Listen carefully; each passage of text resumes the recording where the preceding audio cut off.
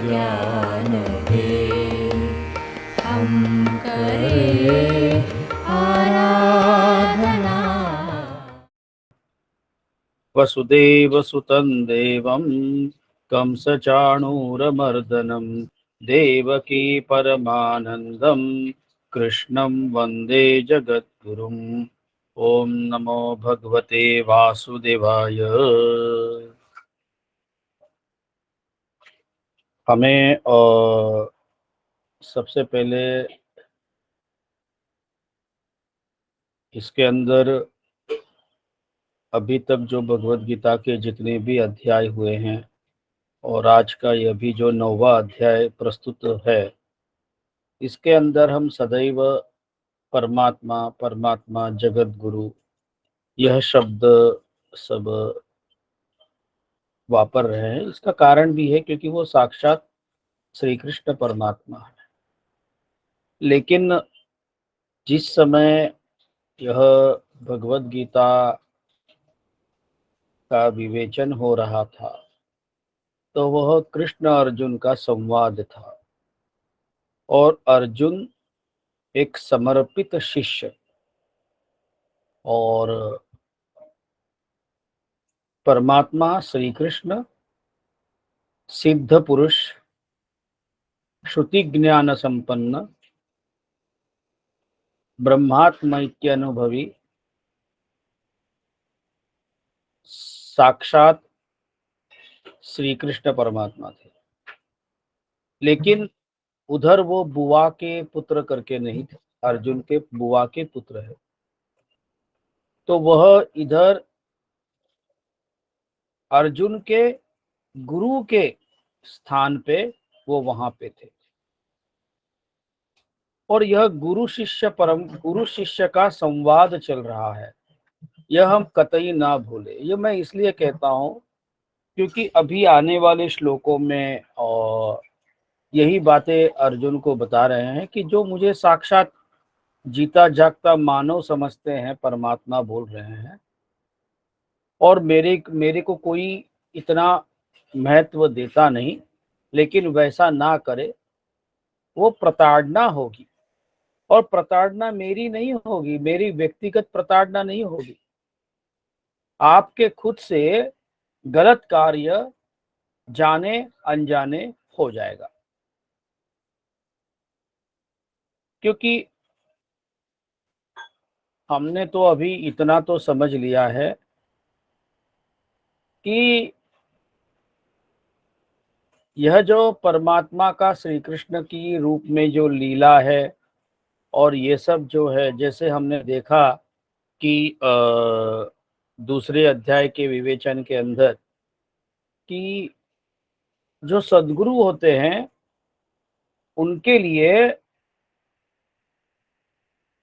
कोई सीमा नहीं रहती, उनके लिए कोई शास्त्र का कोई भी लिमिट नहीं रहता, क्योंकि वो जो बोले, जिसे बोलते विधि और निषेध, ये दोनों के परे है वह सद्गुरु। और हमने देखा साक्षात श्री कृष्ण परमात्मा ने अपने मतलब उनके जीवन काल में विधि और निषेधों का कई बार उल्लंघन किया, और उनका उल्लंघन केवल बाद में मालूम पड़ा कि वो धर्म कार्य है, बाद में मालूम पड़ा कि वो सत्य की जीत के लिए है, बाद में मालूम पड़ा कि किसी को मुक्ति देनी है। वो हम बाद में उसका अर्थ समझते हैं या समझा ऐसा लगता है। तो वैसे ही हम सब साधकावस्था में और सतशिष्य होने की चेष्टा हम कर रहे हैं, तो हमें अपने गुरु महाराज का यह जो मानव शरीर है, यह मानव शरीर को देख करके और उनके आचरणों को देख करके हमें कोई भी तरह का संदेह ना हो। क्योंकि गुरु महाराज का भी तो शरीर है और उनके भी शरीर के गुण हैं, उनका भी खुद का प्रारब्ध है। वो तो उनको भुगतना पड़ेगा ही। और उनके जो कार्य है या उनको जो मन में विचार आते हैं, वह तो केवल प्रभु की कृपा और इच्छा से संकल्प, प्रभु का संकल्प इनके संकल्प से जुड़ जाता है, क्योंकि इनका खुद का कोई संकल्प रहता ही नहीं। और यह अपने आप को, अपना शरीर, ना ये जीव, ना ये जन्म मृत्यु लेने वाला, ये ऐसा कुछ नहीं समझते। वो केवल नित्य शुद्ध बुद्ध और मुक्त हो जाते हैं। और यही कारण है कि उनको श्रुति ज्ञान संपन्न ब्रह्मात्मैक्यानुभवी, उन्होंने ब्रह्म से एकत्व प्राप्त किया। एकत्व उनके गुरु महाराज के आशीर्वाद से प्राप्त किया, क्योंकि हमने देखा ये गुरु का एकाधिकार है। तो अर्जुन के जो जो प्रश्न हैं, जैसे हम कई बार हमारे हिसाब से बहुत बुद्धिमान प्रश्न होते हैं, लेकिन वो आध्यात्मिक दृष्टि से उनका मोल कुछ नहीं होता, लेकिन अपने परम गुरु स्वामी अनिल जी महाराज अपने को उस हिसाब से जवाब दे देते हैं। यहाँ तक कि व्यवहार में अपने साथ उठते हैं, बैठते हैं, खाते हैं, पीते हैं, चलते हैं, किसी को कुछ अपशब्द भी बोल देते हैं, किसी से कुछ कराते भी है। अब कई बार अपने से ज्यादा उनके शरीर खटता है कोई ना कोई कार्य में।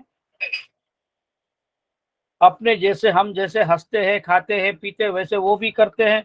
तो कहीं भी हमारे मन में संदेह न हो कि ये ऐसे कैसे संभव है, ये ऐसे कैसे हो सकता है।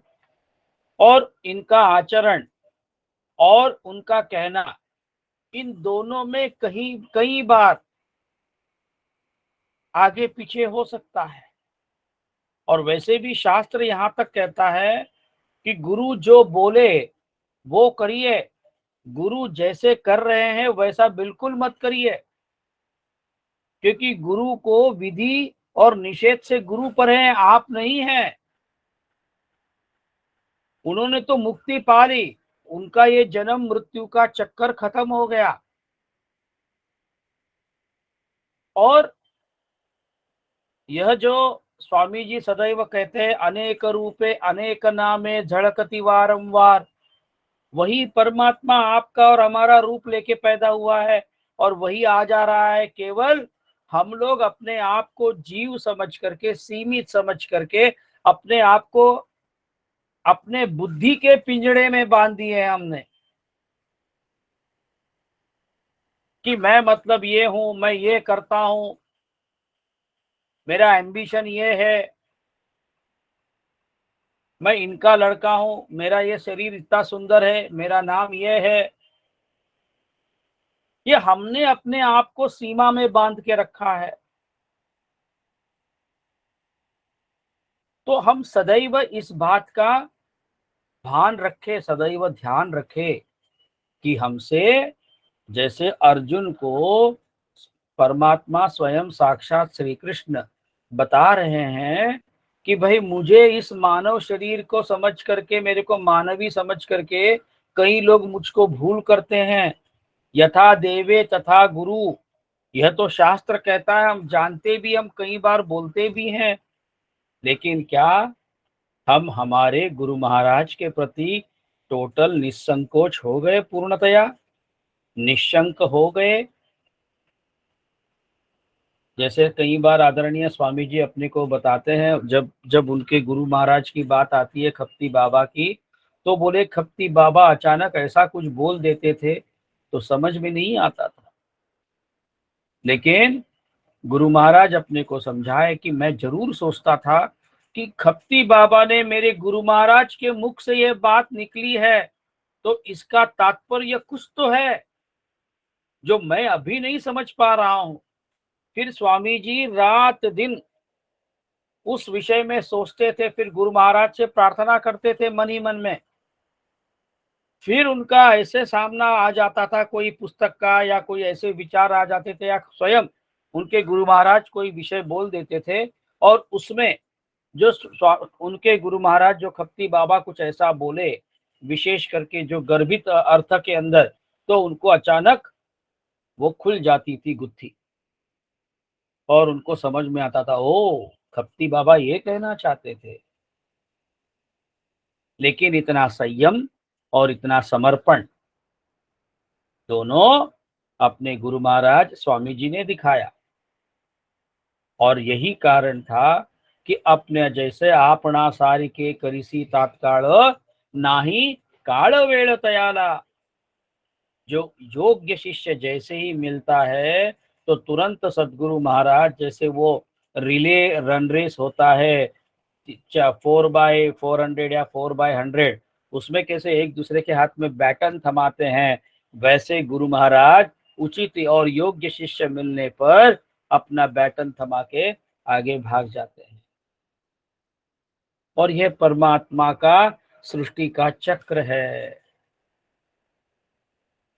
और इसी राज विद्या राजगुह्य योग में भी हमें वही ज्ञान अद्वैत सिद्धि और अद्वैत सिद्धि प्राप्त करने के लिए अर्जुन को जो जो बातों के लिए परमात्मा आगाह कर रहे हैं, वह बात आपके और हमारे लिए है कि हम हमारे गुरु महाराज के बारे में मन में जो हमारे कई बार विचार आते हैं, आपके तो नहीं आते होंगे लेकिन मेरे आते रहते हैं, कई बार शंका होती है, ऐसा न आने दे। क्योंकि एक बार बात ये हो गई कि मैं भी मामूली व्यवहारी आदमी हूँ, आप तो बहुत अच्छे लोग हो कि मेरी बातें सुन रहे हो आप शांति से।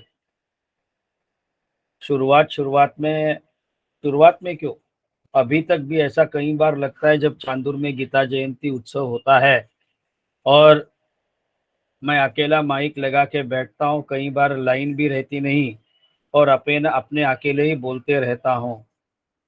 और फिर ऐसा लगता है कोई सुनता नहीं है, हर व्यक्ति अपने अपने कार्य में व्यस्त है, ठीक है वो बात।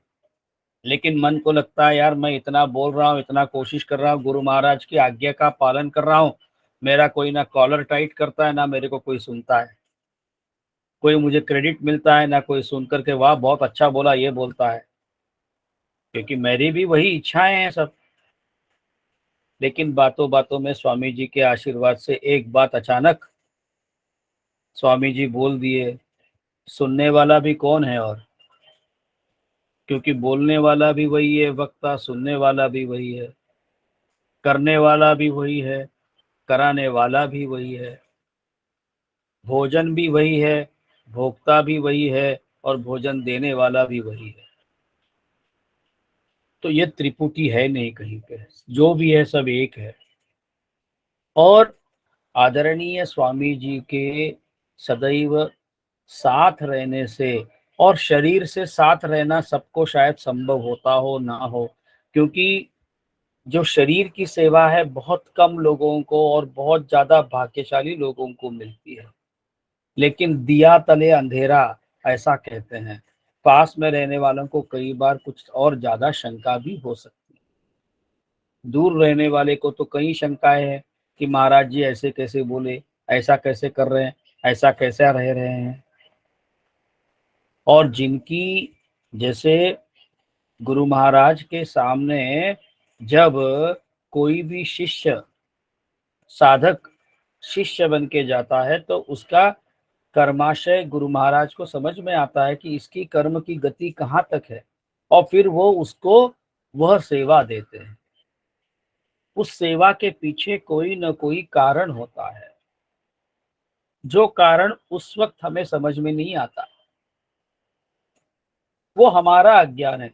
लेकिन हमें गुरु महाराज के प्रति इतनी श्रद्धा, इतना भरोसा होना चाहिए कि भले सूरज इस तरफ से उग रहा है तो ये पूरब है, लेकिन गुरु महाराज बोले ना नहीं तो नहीं। मेरे गुरु महाराज के मुख से कोई भी बात ऐसे नहीं निकलती। इतनी नितांत श्रद्धा, श्रद्धा में थोड़ी भी कमी ना हो कहीं भी। और सच्चा गुह्य तो ज्ञान यही है, शरणागति। बाकी तो ये सब फल है, श्रुति ज्ञान संपन्न होना, ये सब तो उसके फल है, शरणागति के, अनन्य भक्ति के फल है ये सब। और अनन्य भक्ति का मतलब क्या है? शरणागति।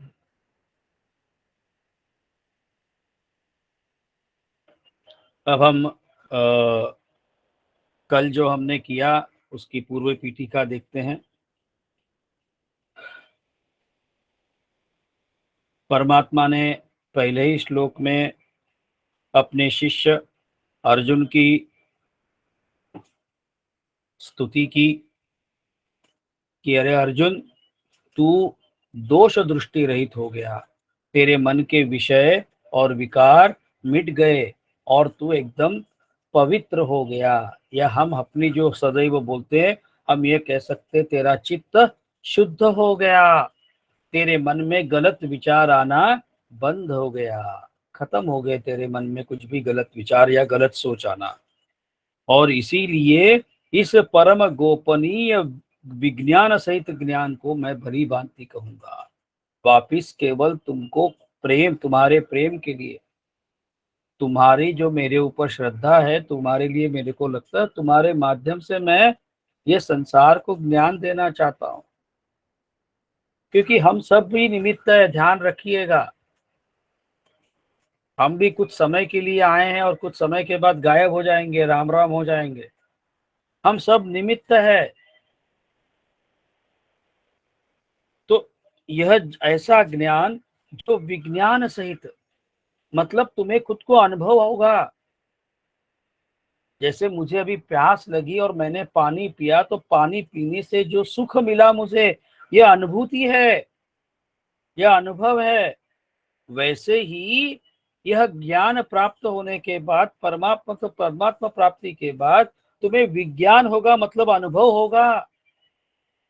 स्वामी जी बोलते हैं कि अत्यानंद हो जाता है। कोई भी साधन की, उपाधि की, साधना की कोई भी जरूरत नहीं, सदैव आनंद।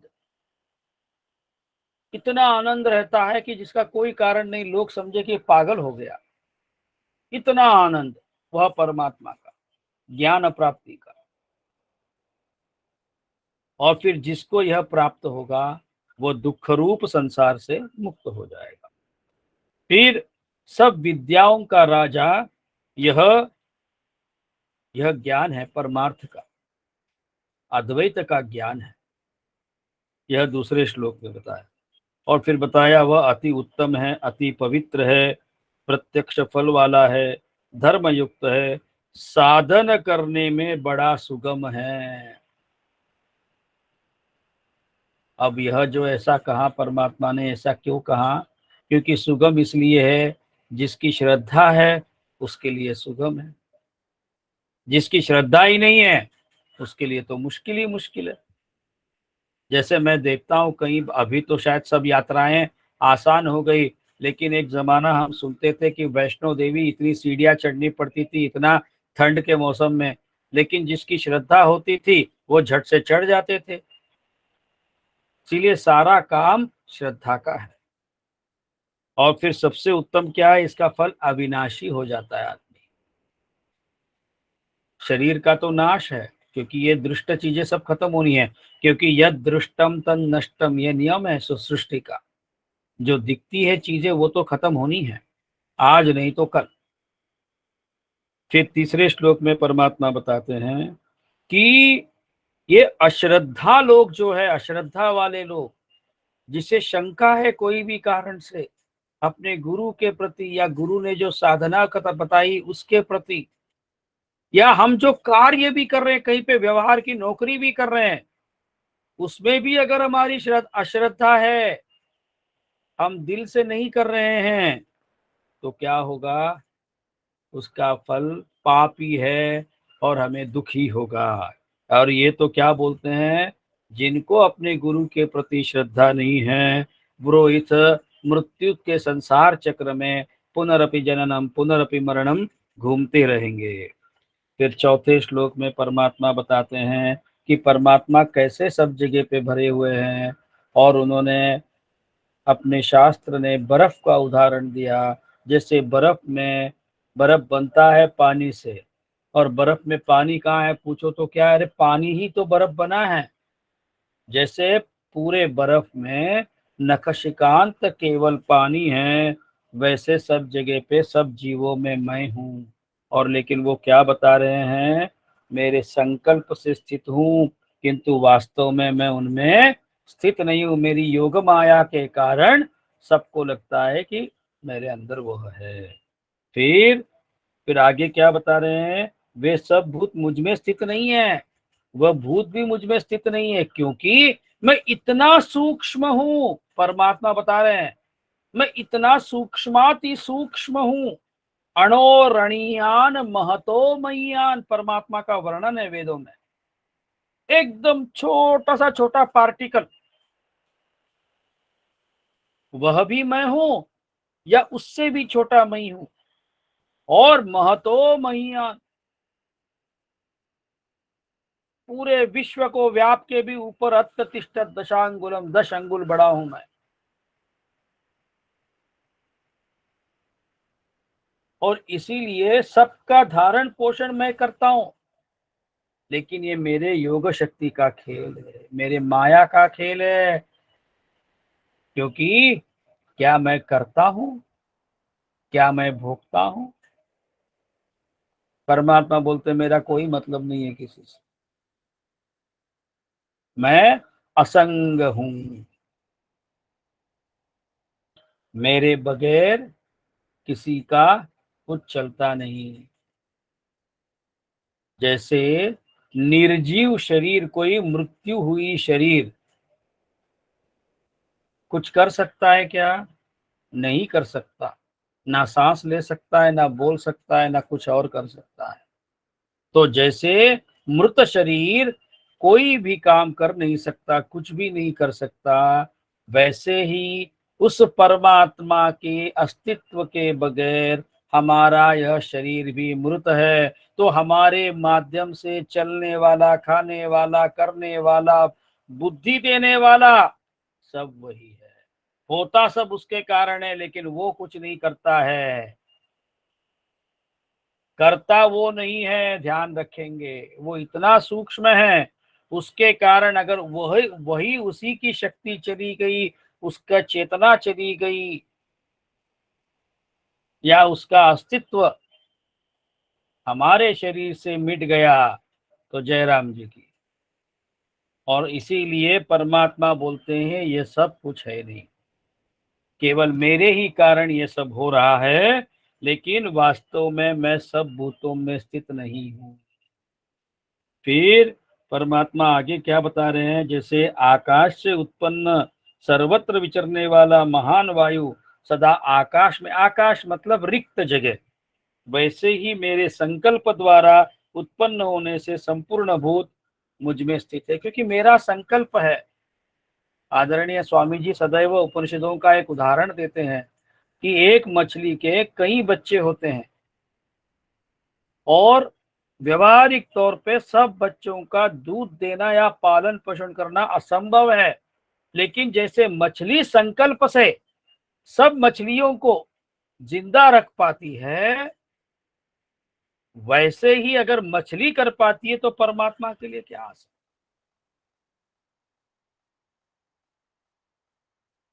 और फिर आगे क्या बता रहे हैं, कल्पों के अंत में सब भूत मेरी प्रकृति को प्राप्त होते हैं। मतलब परमात्मा के इस निर्गुण निराकार के तही सगुण साकार की मायामय उपाधि के प्रकृति में लीन होते हैं, और कल्पों के आदि में वापिस मैं उनको रचता हूं, उनके उनके कर्म के अनुसार, उनके उनको अपने अपने कर्मों के हिसाब से उनको जन्म मिलता है। फिर आगे परमात्मा बताते हैं कि अपनी प्रकृति को अंगीकार करके स्वभाव के बल से परतंत्र हुए इस संपूर्ण भूत समुदाय को बार बार उनके कर्मों के अनुसार रचता हूँ। फिर 90वें अध्याय में भगवान बताते हैं, हे अर्जुन, उन कर्मों में आसक्ति रहित और उदासीन के सदृश स्थित मुझ परमात्मा को वे कर्म नहीं बांधते। आज अभी हम शुरुआत में जब बोल रहे थे कि गुरु महाराज की जो ब्रह्मैक्यानुभवी या स्थित प्रज्ञ का जो स्थिति बन जाती है, उसमें क्या होता है, आसक्ति रहित कर्म होते हैं और फिर उदासीन के सदृश, मतलब ना करता मैं हूं, ना मेरी कोई कामना शेष है, बस करता मैं नहीं हूं और मेरी कामना कोई नहीं। और जब यह बात हो जाती है, जब ऐसी मानसिक स्थिति हो जाती है, तब कोई भी कर्म नहीं बांधते। फिर यहाँ पे 10वें श्लोक में परमात्मा बताते हैं कि मैं ही इस सारे प्रकृति का अध्यक्ष हूँ और मैं अधिष्ठाता सकाश के प्रकृति चराचर सहित सर्व जगत को रचती है और इस हेतु से ही यह संसार चक्र घूम रहा है। मेरे अध्यक्षता के अंदर मेरी माया, मेरी शक्ति, ये सारी रचना कर रही है और मैं अध्यक्ष हूं करके ही ये सृष्टि का चक्र चल रहा है। कोई चीज बनती है फिर बिगड़ती है, कोई जन्म लेता है फिर मृत्यु होती है, ये सारा चक्र केवल मेरे कारण हो रहा है। अब हम 11वें श्लोक में आते हैं, आज का पहला श्लोक। अवजानन्ति मां मूढ़ा मानुषीं तनुमाश्रितं परं भावमजानन्तो मम भूतमहेश्वरम्। मेरे परम भाव को न जानने वाले मूढ़ लोग मनुष्य का शरीर धारण करने वाले मुझ संपूर्ण भूतों के महान ईश्वर को तुच्छ समझते हैं, अर्थात अपनी योग माया से संसार के उद्धार के लिए मनुष्य रूप में विचरते हुए मुझ परमेश्वर को साधारण मनुष्य मानते हैं। यहाँ पे परमात्मा बता रहे हैं कि कभी भी ऐसी गलती ना करो। बुद्धिहीन पुरुष मेरे अनुत्तम अविनाशी परम भाव को न जानते हुए मन इंद्रियों से परे मुझ सच्चिदानंदघन परमात्मा को मनुष्य की भांति जन्म कर व्यक्ति भाव को प्राप्त हुआ मानते हैं। और इसीलिए, और ऐसे क्यों करते हैं, क्योंकि वो अनुत्तम है, उनकी बुद्धि उतनी सूक्ष्म नहीं हुई। और इसका कारण क्या है, तो उनकी श्रद्धा में कमी है। मोघाशा मोघ कर्माणो मोघ ज्ञान विचेतसः राक्षसीमासुरीं चैव प्रकृतिं मोहिनीं श्रिताः। वे व्यर्थ आशा, व्यर्थ कर्म, व्यर्थ ज्ञान वाले विक्षिप्त चित्त अज्ञानी जन राक्षसी, आसुरी और मोहिनी प्रकृति को ही धारण किए रहते हैं। यहाँ पे परमात्मा क्या बता रहे हैं, यह जो आसुरी बुद्धि वाले, अब इसके अंदर आसुरी बुद्धि के विशेष क्या है। हे पार्थ, दंभ मतलब ढोंग, जो नहीं है वो दिखाना, घमंड अहंकार, मैं, मेरे कारण, ये सारी बातें, और अभिमान। अभिमान और दंभ घमंड में क्या फर्क है। घमंड मतलब मैं, मेरे मतलब अपने आप की स्तुति करते रहना, और अभिमान मतलब मैं नहीं हूं तो कुछ नहीं हो सकता। तथा क्रोध, कठोरता और अज्ञान, ये सब आसुरी संपदा को लेकर उत्पन्न हुए पुरुष के लक्षण है। ये सारे असुरों में पाए जाते हैं, लेकिन ये आसुरी प्रकृति होता है, मतलब आसुरी स्वभाव होता है। सत्व, रज और तम, तम मतलब आसुरी।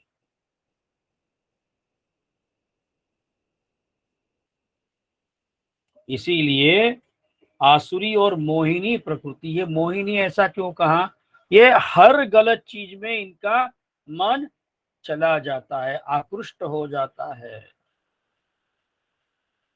महात्मानस्तु मां पार्थ दैवीं प्रकृतिमाश्रिताः भजन्त्यन्यन्यमनसो ज्ञात्वा भूतादिमव्ययम्। परंतु हे कुंती पुत्र, दैवी प्रकृति के आश्रित महात्मा जन मुझको सब भूतों का सनातन कारण और नाश रहित अक्षर स्वरूप जानकर अनन्य मन से युक्त होकर निरंतर भजते हैं। अब यहाँ पे परमात्मा बताते हैं, आसुरी प्रकृति के बारे में बताया। परमात्मा बोल रहे हैं कि इसके विरुद्ध जो दैवी संपदा से युक्त है वह कैसे होते हैं? वह निरंतर परमात्मा में परमात्मा को भजते हैं, सदैव अपने सद्गुरु में समर्पण भावना रखते हैं। और फिर हम एक बार दैवी संपदा के बारे में भी भूलेंगे। भय का सर्वथा अभाव। अंत भय का अभाव कब होगा?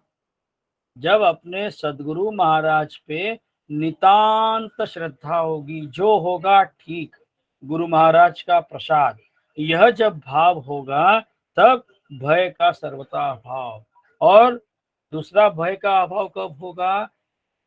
द्वितीयात् द्वै भयम भवतु। जब एक से ज्यादा होते हैं लोग तब भय होता है, लेकिन जब अद्वैत सिद्धि के प्रति पूर्ण भरोसा हो गया, ऐसे व्यक्ति को भय नामशेष हो जाता है। अंतःकरण की पूर्ण निर्मलता, यह सद्गुरु के सन्निधि में रहने से हमारा चित्त निर्मल हो जाता है। तत्व ज्ञान के लिए ध्यान योग में निरंतर दृढ़ स्थिति, सात्विक दान, इंद्रियों का दमन, भगवान, देवता और गुरुजनों की पूजा तथा अग्निहोत्र आदि उत्तम कर्मों का आचरण एवं वेद शास्त्रों का पठन पाठन तथा भगवान के नाम और गुणों का कीर्तन, स्वधर्म पालन के लिए कष्ट सहन और शरीर तथा इंद्रियों के सहित अंतःकरण की सरलता। और फिर आगे क्या बोलते हैं?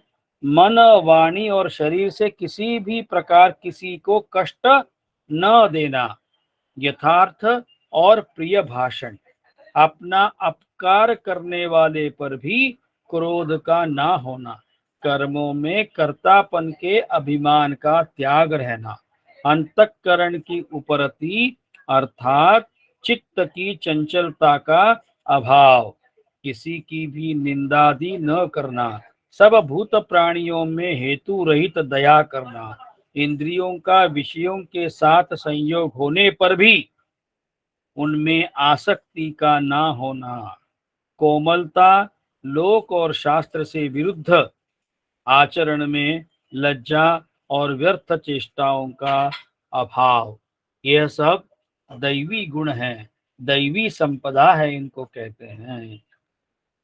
तो परमात्मा यहाँ पे क्या बोलते हैं कि ऐसे जो लोग हैं वो निरंतर भजते हैं। लेकिन हम ऐसा कह सकते हैं, जो गुरु महाराज की आज्ञा का पालन करते हैं और निरंतर भजते हैं गुरु महाराज की बातों को और चिंतन मनन निधिध्यासन करते हैं, वह सब उनमें दैवी संपदा आती है। सततं कीर्तयन्तो माम् यतन्तश्च दृढव्रताः नमस्यन्तश्च मां भक्त्या नित्ययुक्ता उपासते।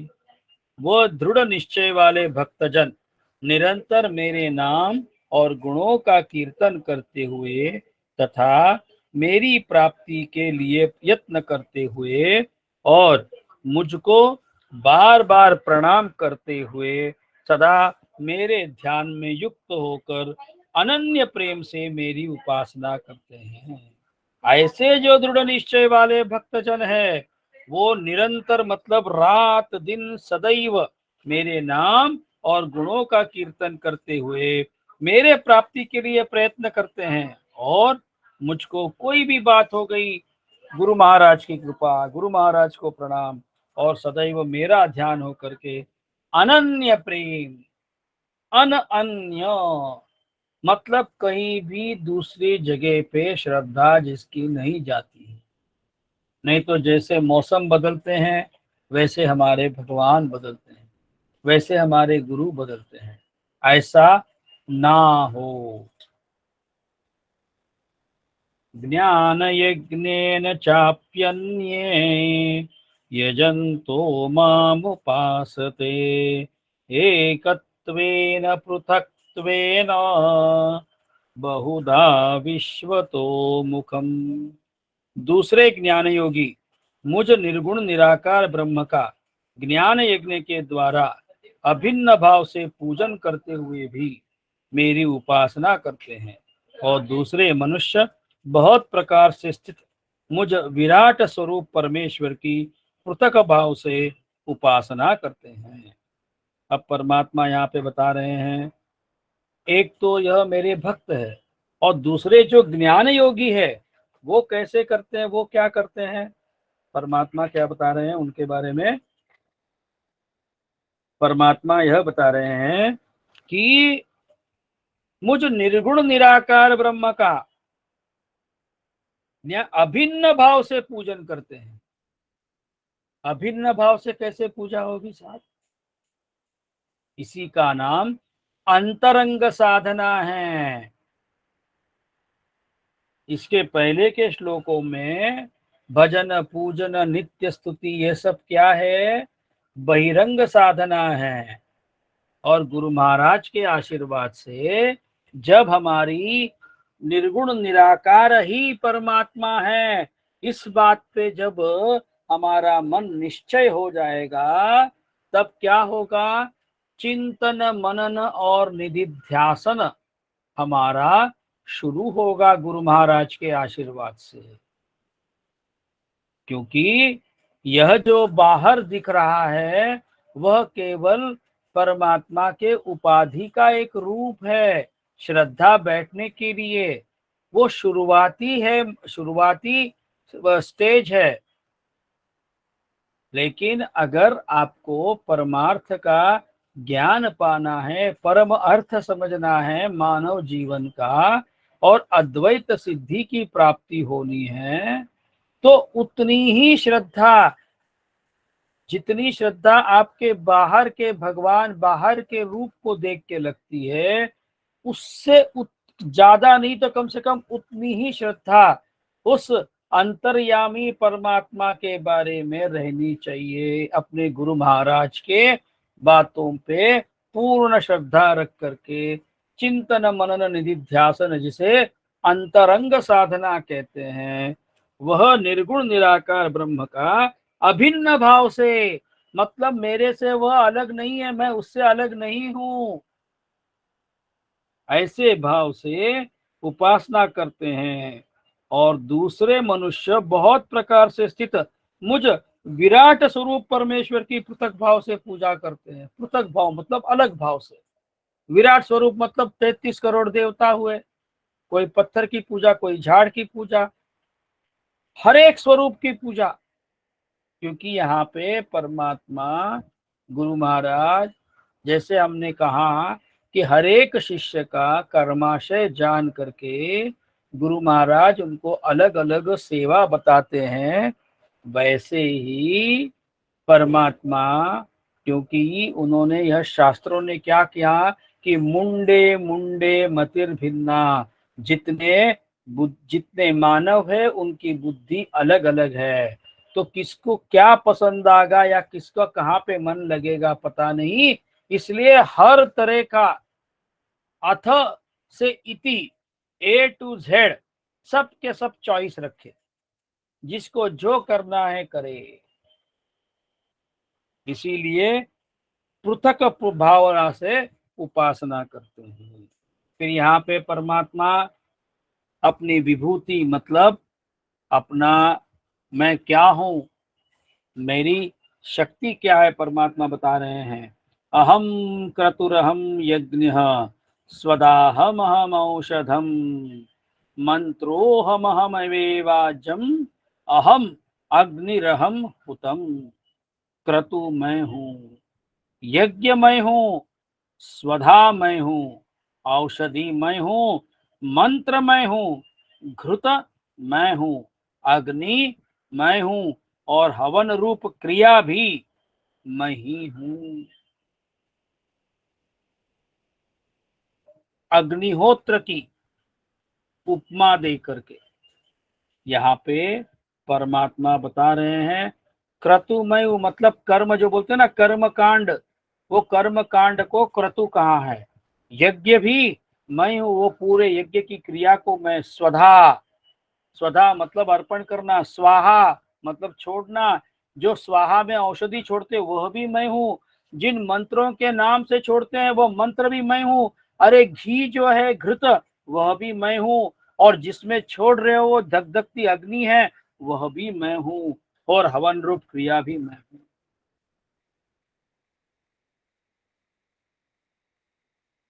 मतलब यह सब केवल उसी को अर्पण, जो जय जगदीश हरे में बात कहते हैं कि तेरा तुझको अर्पण,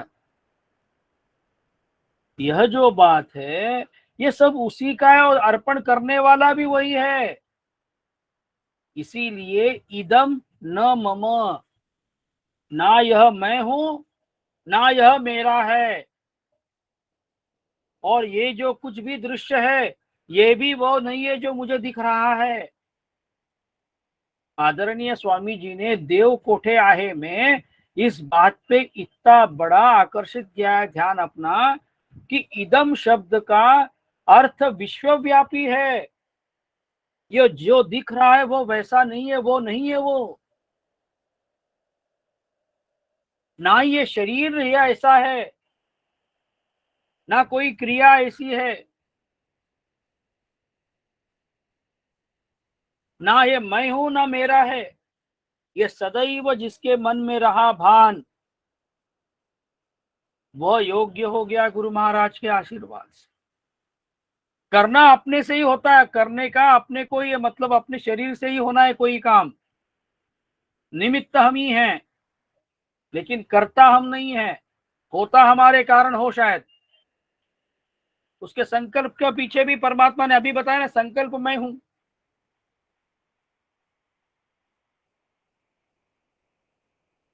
अब आगे का बात करते हैं। पिता हमस्य जगतो माता धाता पितामहः वेद्यं पवित्रमोंकार रुक्सामयजुरेव च।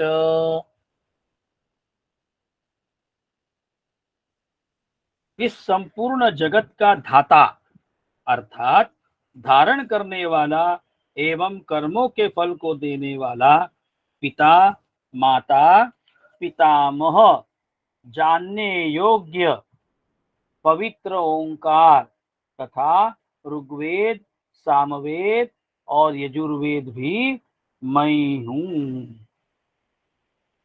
अब यहाँ पे परमात्मा क्या बोलते हैं, जगत को सारा धारण भी मैंने किया है, कर्मों के फल देने वाला मैं हूँ, पिता मैं हूँ, माता मैं हूँ, पितामह मतलब दादा भी मैं ही हूँ, और जानने योग्य संसार में अगर कुछ है तो वो केवल मैं हूँ, और पवित्र ओंकार भी मैं हूँ। ऋग्वेद, सामवेद और यजुर्वेद भी मैं ही हूँ।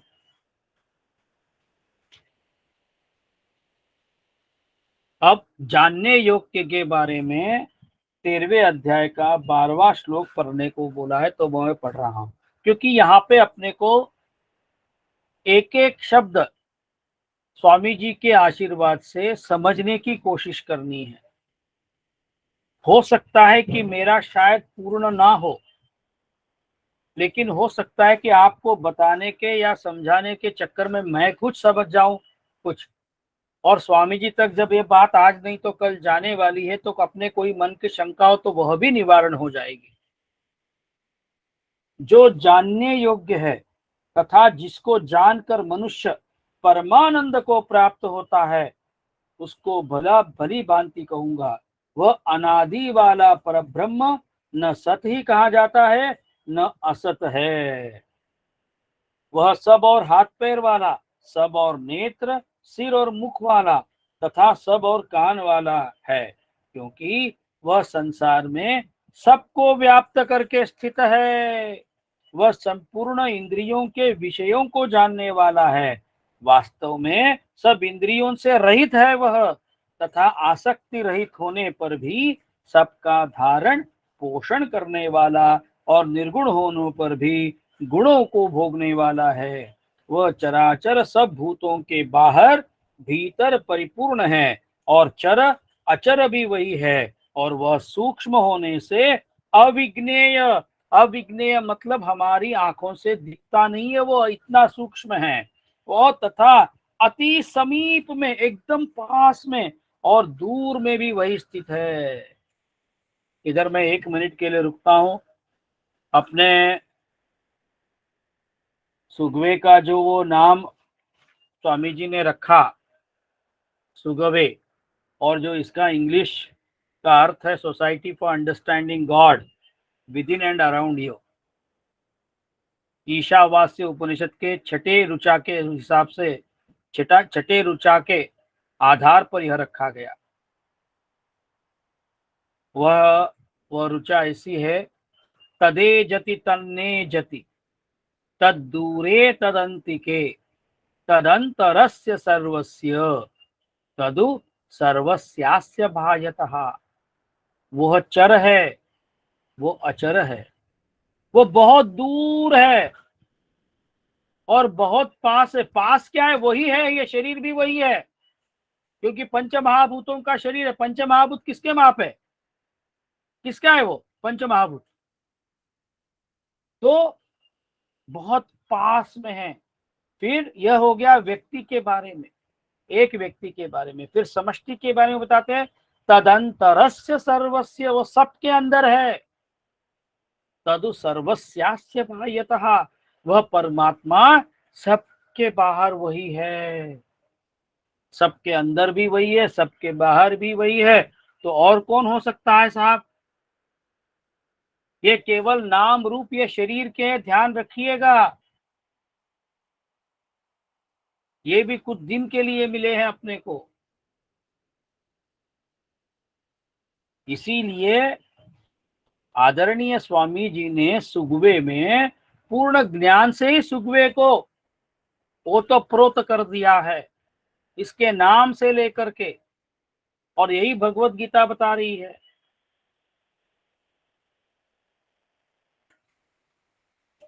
ये जानने योग्य क्या है? तो परमात्मा है। और तो जानने योग्य बात क्या है? यही है कि वो चर भी है, अचर भी है, वो बहुत दूर भी है, बहुत नजदीक भी है, वो सबके अंदर है, सबके बाहर है।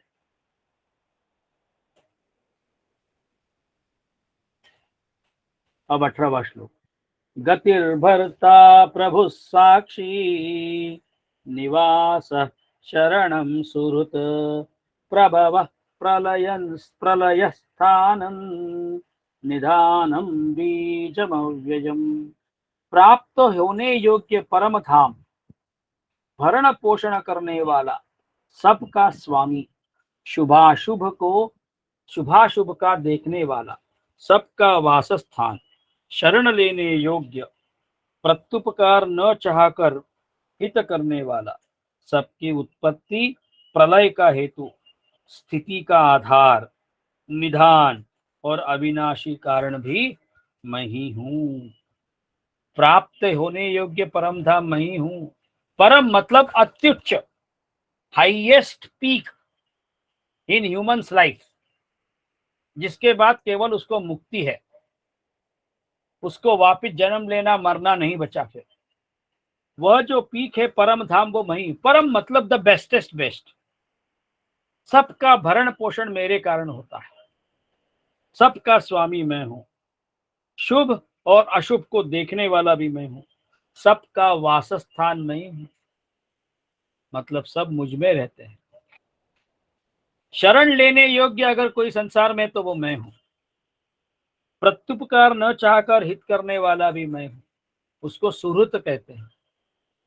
आज अगर मैंने किसी को मदद की तो मेरी उसके पीछे अपेक्षा ये होती है कि कल कोई काम पड़ेगा तो ये आदमी मेरे को वापस काम देगा, मदद करेगा। फिर सबकी उत्पत्ति प्रलय का हेतु भी मैं हूँ, स्थिति का आधार, यह जो है, जो चल रहा है, इसका आधार भी मैं हूँ, निधान भी मैं हूँ। प्रलय काल में संपूर्ण भूत सूक्ष्म रूप से जिसमें लय होते हैं उसको निधान कहते हैं। और अविनाशी कारण भी मैं हूं, क्योंकि इसको कार्य कारण भाव बोलते हैं। कार्य तब होता है जब कारण होता है। तो परमात्मा यहाँ पे क्या बोलते हैं कि कारण हूं मैं, लेकिन अविनाशी कारण हूं मैं हूं भी, नहीं भी हूं। इसी को क्या बोलते हैं, विलक्षण। इसका सुंदर वर्ण है अवर्णनीय यह शब्द, क्योंकि परमात्मा का वर्णन शब्दों में हो नहीं सकता, है भी नहीं भी, और इसीलिए उनको विलक्षण कहा जाते हैं। 19वां श्लोक लेते हैं। तपाम्यहमहं वर्षन् निगृह्णाम्युत्सृजामि च अमृतं चैव मृत्युश्च सदसच्चाहमर्जुन। मैं ही सूर्य रूप से तपता हूँ, वर्षों का वर्षा का आकर्षण करता हूँ और उसे बरसाता ही हूँ। हे अर्जुन, मैं ही अमृत और मैं ही मृत्यु हूँ, और सत और असत भी मैं ही हूँ। मतलब सूर्य रूप से तप करके समुन्दर का, नदियों का जल, सरोवरों का जल बाष्प के रूप में मैं आसमान लेके जाता हूँ और वर्षा का आकर्षण करता हूँ और फिर उसे बरसाता भी हूँ। हे अर्जुन, मैं ही अमृत हूँ, अमृत भी संसार का मैं हूँ, और मृत्यु भी मैं हूँ, और सत और असत भी मैं हूँ। असत नहीं हो तो सत समझ में नहीं आएगा। ये शरीर असत है, लेकिन असत के बगैर सत समझ ही नहीं सकते। इसीलिए परमात्मा, क्योंकि इसीलिए इसका जो शरीर का इंग्रेडिएंट्स है वह पंचमहाभूत है, और इसीलिए सत भी मैं हूँ, असत भी मैं हूँ। त्रैविद्या मां सोमपाः पूतपापा यज्ञैरिष्ट्वा स्वर्गतिं प्रार्थयन्ते ते पुण्यमासाद्य सुरेन्द्रलोकम् अश्नन्ति दिव्यान् दिवि देव भोगान्। तीनों वेदों में विधान किए हुए सकाम कर्मों को करने वाला, सोम रस को पीने वाला, पाप रहित पुरुष मुझको यज्ञों के द्वारा पूज कर स्वर्ग की प्राप्ति चाहते हैं।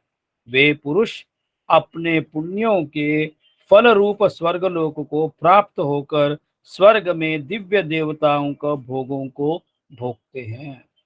तीनों वेदों में विधान किए हुए सकाम कर्म, मतलब हम सब लोग सकाम कर्मी कम से कम है, ऐसा मैं मेरे बारे में बोलता हूँ। कई लोग थे ऐसा बोल सकते, क्योंकि उनके मन की इच्छा आकांक्षा खत्म हो गई है। ऐसे कई तीनों वेदों में जो लिखे हुए सकाम कर्म, कोई इच्छा पूर्ण पूर्ति के लिए कुछ कर्म करते हैं, वह विधान। सोमरस को पीने वाले, सोमरस मतलब आप एक बात समझ लीजिए, यह जो आजकल का मद्यपान नहीं है। सोमरस मतलब एक ज्ञान की प्राप्ति है। पाप रहित पुरुष, ऐसे जो पाप रहित पुरुष है, मुझको यज्ञों के द्वारा पूज कर स्वर्ग की प्राप्ति चाहते हैं। ये पाप रहित पुरुष किसको बोलते हैं, यहाँ स्वर्ग प्राप्ति के प्रतिबंधक देवरुण पाप रूप से पाप से पवित्र होना समझना चाहिए। मतलब क्या होता है, स्वर्ग प्राप्ति हो जाएगी तो आपके पाप मिट गए, तब आपको पुण्य प्राप्ति के लिए स्वर्ग लोक मिला, यह बात है। तो पाप रहित पुरुष मुझको यज्ञों के द्वारा पूछकर स्वर्ग की प्राप्ति चाहते हैं। यज्ञों के द्वारा अब भी हमने देखा कि यज्ञ मैं हूँ, स्वधा मैं हूँ, तप मैं हूँ, ऐसे जो उस निर्गुण निराकार परमात्मा के बारे में श्रद्धा रख करके, निर्गुण मतलब कोई भी निष्काम भाव से, कर्ता मैं नहीं हूं यह ध्यान रख करके कोई भी कार्य करिएगा आप, तो आप ये पुण्य प्राप्त करने के लिए भी आपको स्वर्ग मिलने की जरूरत नहीं, क्योंकि पुण्य होगा तो पाप होगा, वापस स्वर्ग मिलेगा, फिर स्वर्ग का पुण्य खत्म हो जाएगा, वापस आप क्षीणे पुण्य मरते लोग, वापस जीवन में आना पड़ेगा। मतलब ये जन्म मृत्यु का फेरा जो है वो खत्म नहीं होगा।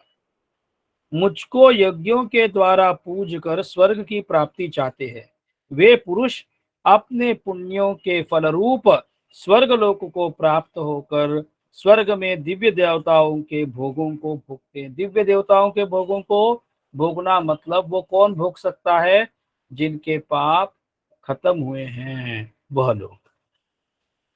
अब हम यहाँ पे रुकते हैं। आदरणीय स्वामी जी को प्रणाम करते हैं, आप सभी को नमस्कार करते हैं, और यहाँ पे अपना आज का यह द्वितीय पुष्प 90 अध्याय का पूर्ण करते हैं। कल मिलते हैं। नमस्कार।